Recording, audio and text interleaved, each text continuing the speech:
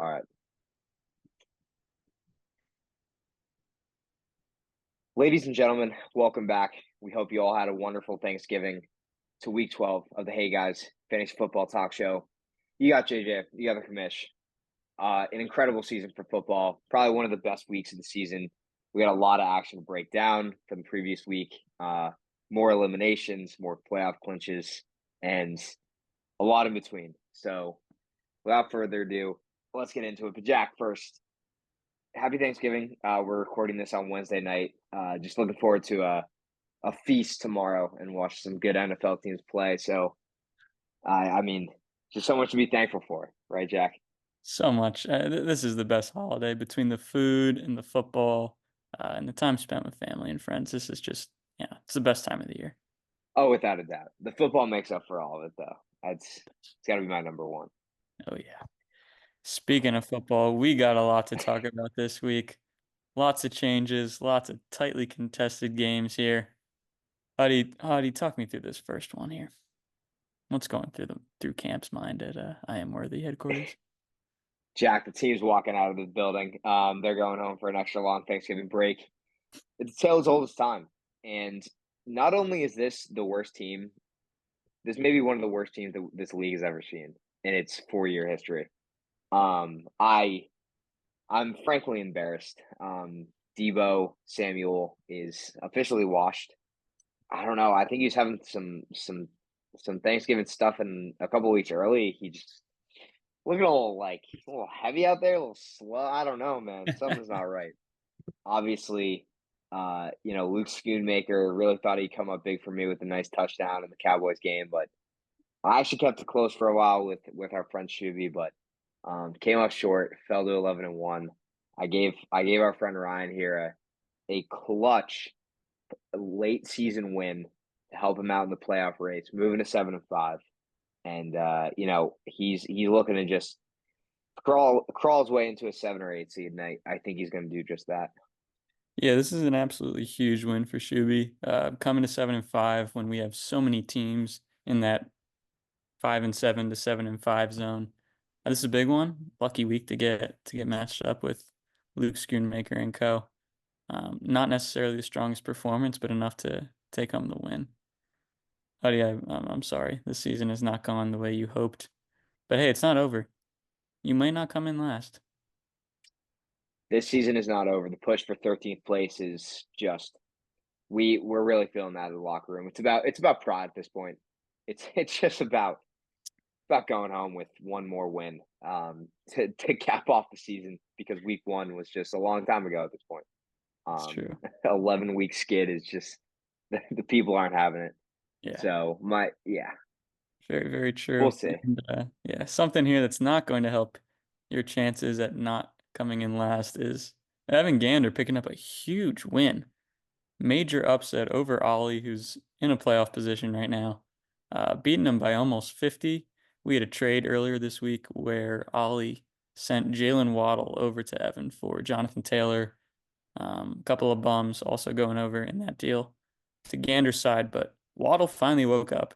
He has been awful all season. We ripped on Gander for this trade.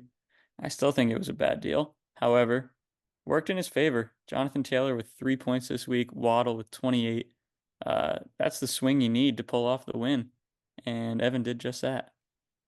You're absolutely right, Jack. And I actually ended up trading Jalen Waddle myself to Ollie a few weeks back at this point.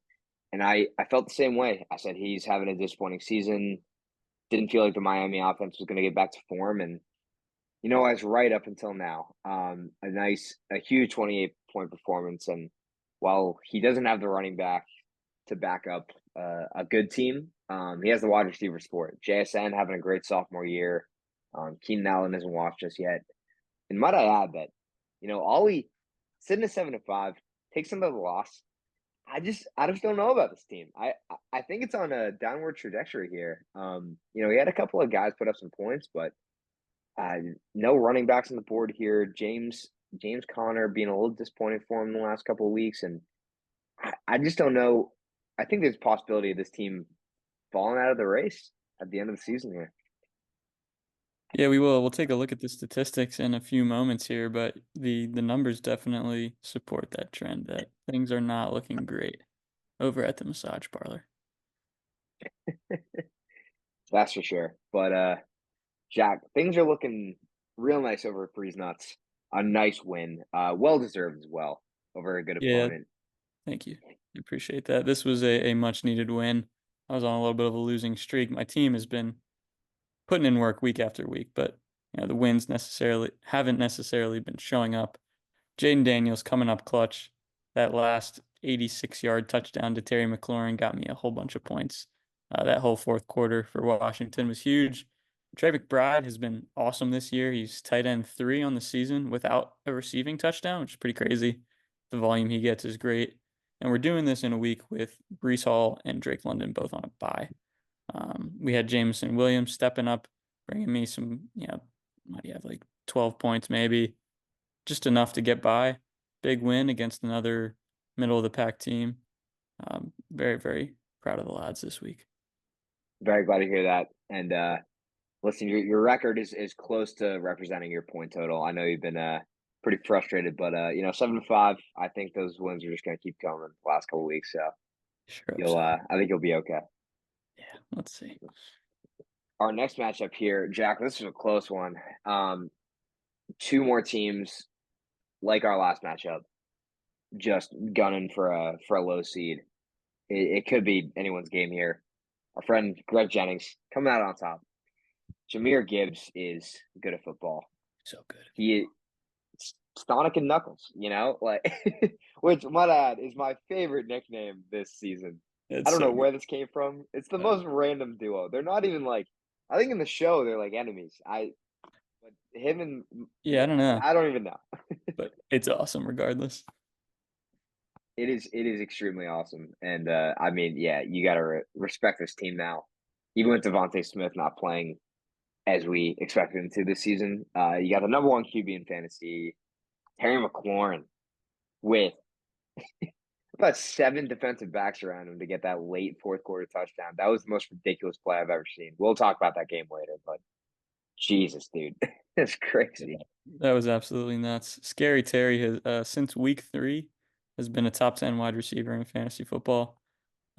We saw both of these teams here have really slow starts, starting I think 0-5, and since then Bridge hasn't lost, and Suit's first loss comes right here. These two teams have been really impressive in the back half of the season. Suit being led by these two young studs for the Broncos. But Christian McCaffrey comes up short, and Bridge edges out a narrow win in a much needed scenario. Tough loss for Nate, but I think if Christian McCaffrey does anything close to what we expect him to for the last few weeks, I think he should be just fine with a couple of other good players. But it'll be exciting to see. Going to our last few matchups here, we have a absolute clobbering. Um, Lewisburg Townies are on a tear through Pennsylvania right now, Jack. Um, I mean, this isn't very impressive, but posting a nice 180 points on me last week to put me in 1-10, followed up by a strong, strong 153-point performance, almost doubling the points of our current leader in the East, the Justin Tuckers. Saquon for MVP. Those I'm starting to hear those conversations. Hear the those rumors going around, and I crazy.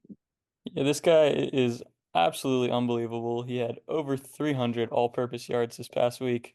A guy that I've seen play since he was in high school. He's from my area in Pennsylvania. Went to Penn Hell yeah. State, been following him all the way.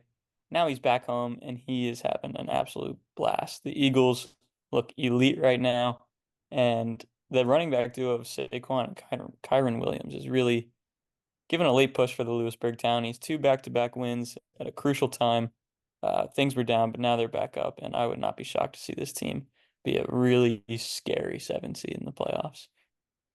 I absolutely agree. This is going to be a dangerous combo, especially the fact that his quarterback was on bye. I'm going to make a bold assumption Cooper Rush is not his starting quarterback typically. I would assume. Um, I would I hope. would assume.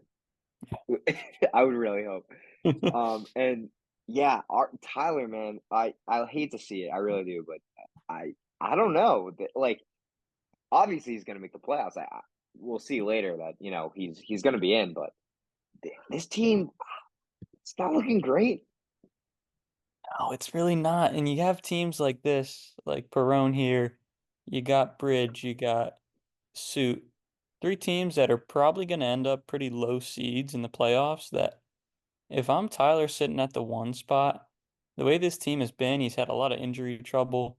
I know he had a few buys this week that didn't make things easy, but I would be scared of a repeat offense of last year. An early exit, I think maybe in the cards. There's just a lot of deep talent in this league right now.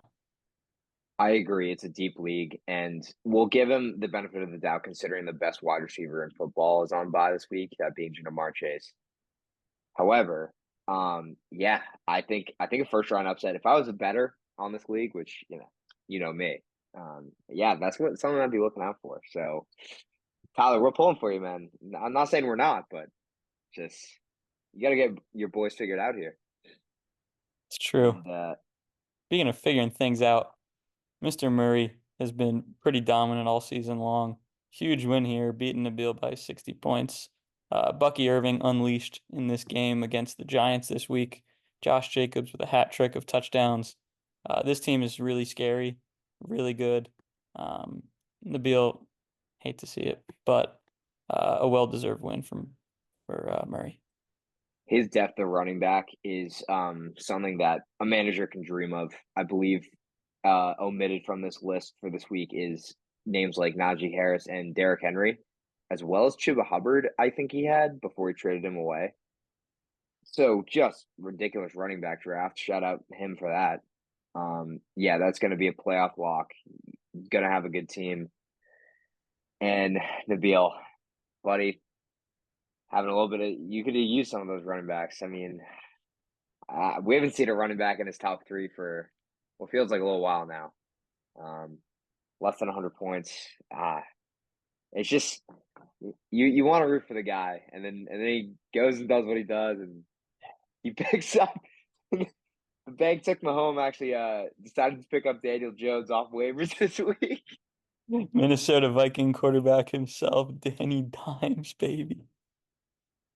He said it was a locker room decision, and I don't really know what he means by that because I don't think he's good in the locker room either. But hey, and you got rid of Samaje Perine, your greatest running back. So Yeah, I don't know, man. very, very questionable. I hear ownership at the bank is not thrilled with the management that this team is under. Expect some stern conversations in the offseason. Speaking of not bad teams, let's go Dorf. Another routine win. Actually came down very close. Scott had a respectable performance this week with Puka Nakua being back. But I mean, this was a down week for Let's Go Dorf. He scored over 120 the past few weeks. Nico finally returned to form, which is beautiful to see. With Josh Allen on bye, so he's got him riding on the bench. A Baker Josh Allen duo in fantasy football. That's pretty nice to have. Yeah, it's big. And yeah, this team is going to be another like just dangerous team to watch out for. Yeah, it's going to be Absolute good. Be good. juggernaut. Scott, valiant effort, my friend. This was finally a good Patrick Mahomes game. I think this is the first time all season we've seen him put up 20 points. So still not enough to overcome the Dwarfs, but not bad, Scott, not bad. Jack, I'm getting more and more excited to look at this board every week we get close to the playoffs. It's a little boring at the beginning of the season, but now it's a lot going on. Please do the honors. Break it down for me. What do we see change from week 11 to week 12? Yeah, so the only major change here we see Tyler getting the X next to his name, clinching a playoff spot after a couple losses in other places, 9 wins, enough to get you into the playoffs right now in week 12. Congratulations, Tyler. Another year, another success. You drafted well. You've dealt with adversity all season, and you will be likely a top 3 seed to go into this playoffs.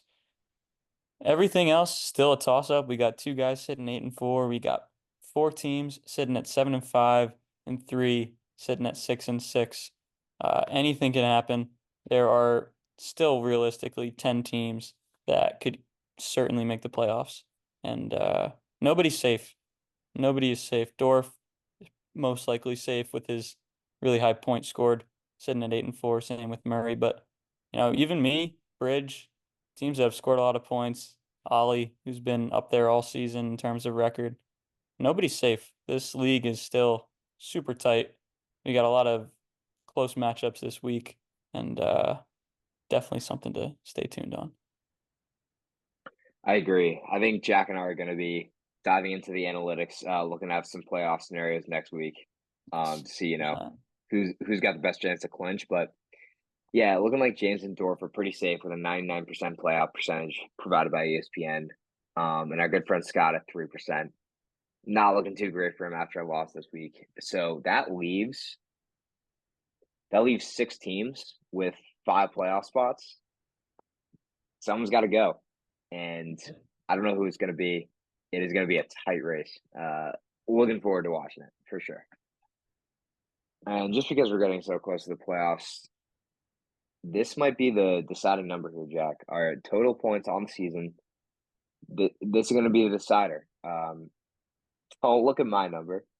That's actually embarrassing. If we were in like week 9, that would have been good. God damn it. It's not ideal, Uh, but hey, you have the most points allowed. So just because your team hasn't played well, the L11 over there is a little bit justified. Making excuses. That's the theme for this season. Thank you, Jack. But yeah, hey, we got our we got our guy right here sitting in first place. 1,600 points over 11 weeks. Pretty impressive. That's not Yeah. every team is doing that. Most teams aren't doing that in a season. No, So it's true. Yeah, that's yeah, why very nice. I am excited. 7-5 is a tricky spot to be right now because there are no guarantees with the playoff spot. And I am almost certain that those last two spots will come down to point differential tiebreaks. And lucky enough for me, I am still leading the league in points. Dorf and Murray are really the only two guys that are close to me in terms of points, and they're both ahead of me in record. So when you're looking at me versus these, 6 teams below me that could get into the playoffs, if I end up tied, I'm likely going to get that spot. So feeling pretty good with that, but we shall see, man. No, you never know. You never know. Yeah, Hey, maybe I can make the playoffs. No, that's not possible. yeah, maybe. All right, we're moving on to the NFL rankings, Jack. Another beautiful spread here. Had to go on the side dish. You and I agreed stuffing belonging in the dogs tier. That's our player of the week, honestly. I know I'm sitting down tomorrow putting away at least 2, 3 plates of stuffing and then some. Put some gravy on top. It's gonna be a good day. But before we head into Thanksgiving, Jack, what's changed? What's moved you around? There's a lot of big games this week. Yeah, there were a lot of big games. Not a ton of movement going on here. Dogs tier staying the same. Stuffing joining those big guys up there. Undisputed number one, an absolute lock into our stomachs this week. Can't wait. In the really good tier, we got a couple teams moving up. We got the Chargers, who I know they lost to Baltimore this week, but this team has been very impressive all season. If Quentin Johnston could catch a football, maybe we have a different story when was that, Monday night? So this team's still good. The Broncos, another win for them. Sitting in a pretty comfortable playoff position right now, which is definitely not something I expected from the rookie quarterback. But yeah, other than that, no real movement up top. These top 7, 8 teams have been super good all season. All have really, really high percentages to make the playoffs. Absolutely agree, Jack. I was happy to see your Minnesota Vikings pull it out. You guys just running through the AF was it the AFC South? I think. There we go. Got it. Yeah, just making an example out of that division because they all suck. Yeah, Um, we beat all four teams, and they averaged 8 points per game against us in those four games. So that's pretty good. that's pretty good. I don't know what that says about your team or the AFC South. I think it's more on the AFC South being With you awful. there. With you there. Speaking of the AFC South, we got the Texans sliding down into the might be all right tier after a really, really brutal loss to Tennessee this week. CJ Stroud stepping out of the end zone on the last play, a little Dan Orlovsky moment for him. But the team, they've been really disappointing this year. I think a lot of us had high hopes. They made some big moves in the offseason, and I know they've dealt with injuries, but CJ Stroud, the sophomore slump, is hitting for sure. Teams look like they might have figured him out, and they will definitely have some work to do in the offseason. Um, with them here, we got the Dolphins, who are looking a lot better as of late. They have a huge game tomorrow on Thanksgiving in Green Bay. If this team can pull out a win against a good Packers team in the cold in Lambeau, I think we might looking at another playoff team sneaking in there. Tampa Bay, big win this week, and also moving down the Commanders. It was a fun game against Cowboys. It was very exciting, action packed, but really a bad loss to lose to Cooper Rush. You can't be doing that in a position like this. Jack, I think we having a different conversation about the Commanders if Austin Siebert wasn't their kicker. I mean, first of all, that was one of the most entertaining fourth quarters of football I've watched in a while. That was ridiculous. It was like 12-9 or like something like Yeah, that they heading they into the scored fourth quarter. 41 points in the quarter, the two teams. That's that's insane. Yeah. Successful onside kick. First time I've seen that in a minute. Right. Um, but yeah, it just feels like the defense, right? Because Jaden Daniels didn't play great.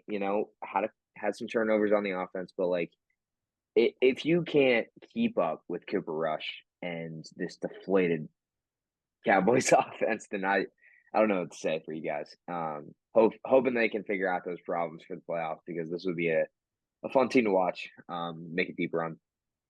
Next on this list, we have the NFC Mid. The entire NFC West is in this tier.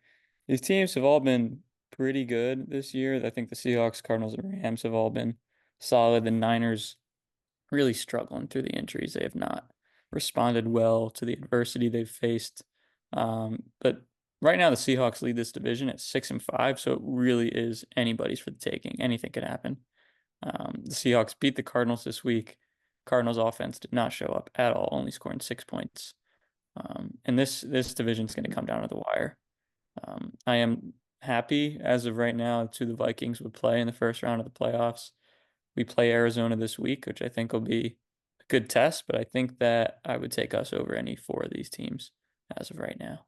So, yeah, we shall see. I agree with you, and it feels like watching a little bit of the Seahawks Cardinals game. It like Kyler can just be off and on. I've seen that Cardinals offense. We were talking about it 2 weeks ago. They looked great against the New York Jets. They were like high powered, high functioning.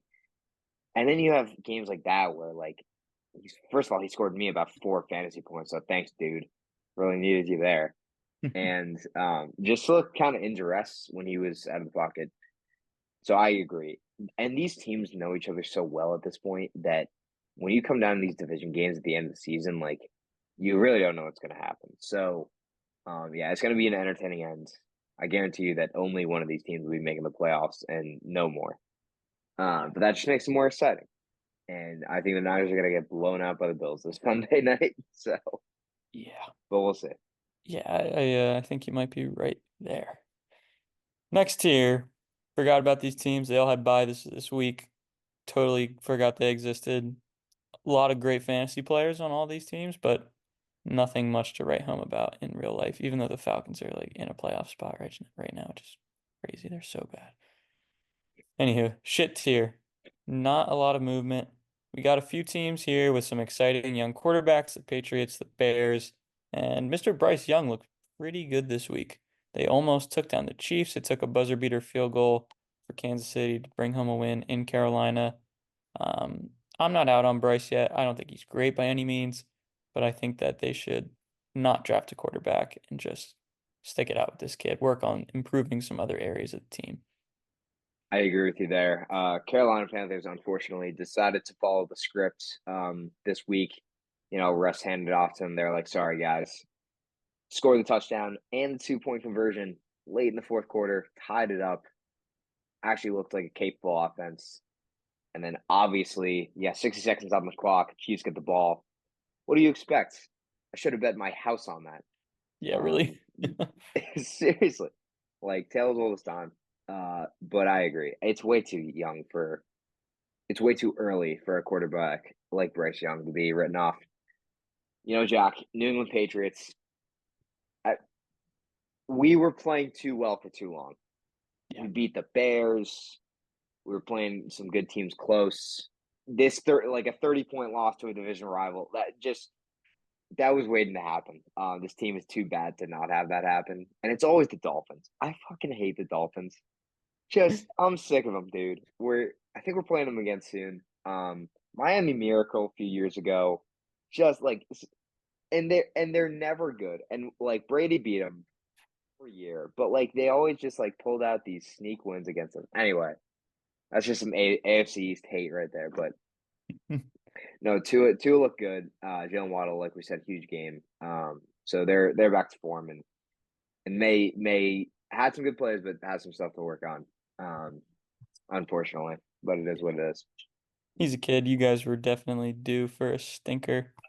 Um, and to round it off with the most stinkiest of stinkers, super shit tier, the Jets.